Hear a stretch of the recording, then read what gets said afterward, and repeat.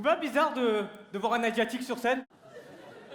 Là, je fais beaucoup de plateaux d'humoristes sur Paris, je joue sur Paris, et à chaque fois que je fais un plateau d'humoriste, le présentateur il fait toujours une blague sur les Asiatiques. Les Asiatiques, c'est les nouveaux Belges.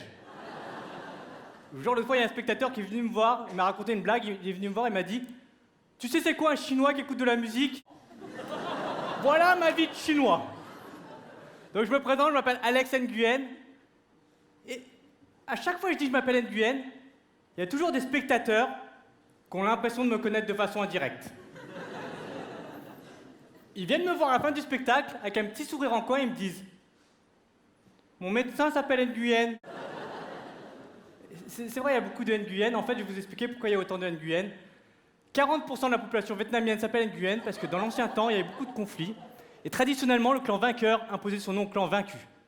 Et c'est la dynastie des Nguyen qui a gagné. Il y a très peu d'Asiatiques en France, dans le showbiz. La personnalité française d'origine asiatique la plus connue, c'est Katsumi, une actrice porno. Non, on veut pas d'acteurs ou d'actrices asiatiques pour jouer dans le cinéma traditionnel. Mais pour jouer dans le gangbang de geisha, là, il y a des postes à pourvoir. Et quand t'es un mec, t'es asiatique, tu veux devenir comédien, tu galères 2 fois plus. Moi, le seul rôle qu'on m'ait proposé, c'est de jouer dans Kung Fu Panda. Oh.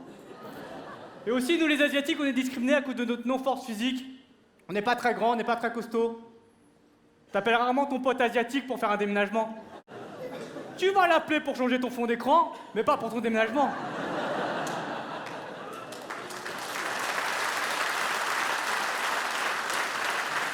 Parce que les gens, tout le monde dit oui, vous les Chinois, vous êtes forts en informatique. Déjà, je suis pas chinois. J'ai rien contre les Chinois, mais je suis pas chinois, je suis vietnamien. Du Vietnam. Et j'aime bien dire que je viens du Vietnam parce que les gens, souvent, ils associent le Vietnam et la guerre du Vietnam. Alors quand je dis que je viens du Vietnam, ils font une tête toute triste. Il y a des préjugés, il y a aussi du racisme anti-asiatique. Et le problème avec le racisme anti-asiatique, c'est vécu de façon très bon enfant. Juste pour vous dire, j'ai un petit garçon de 5 ans, il a entendu ses premiers propos racistes. À l'école, il y a un autre enfant qui est venu le voir et qui lui a dit « Tu viens pas à mon anniversaire, interdit aux Chinois. » Je sais pas, il avait peur de quoi? Il avait peur qu'il rachète le fonds de commerce, je sais pas.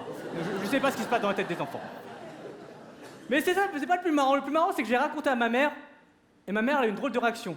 Elle a été voir mon fils et elle lui a dit « Bah, t'avais qu'à lui dire que t'es pas chinois, t'es vietnamien. » Maman, c'est bizarre. C'est genre être raciste, c'est pas bien, mais raciste et nul en géographie, alors là, c'est intolérable.